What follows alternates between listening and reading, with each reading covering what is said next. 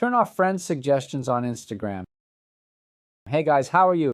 Leonardo Paiva back with another video. Guys, in this video I show you how to turn off those friend suggestions. You don't want them to appear and these suggestions keep appearing. In this video here I show you how to deactivate it on Instagram. Quick process, folks. So come on, the first step is you click up here on these three strokes. Under Activity Settings, folks, here you will click on Notifications. Notifications. Notifications, guys, will have some options. You will click here, Followers and Following. Click. And here, guys, you're going to have some options, guys, and you're going to have the option of Account Suggestions. By default, it is enabled, so that message appears that the person you should know is on Instagram and other similar notifications.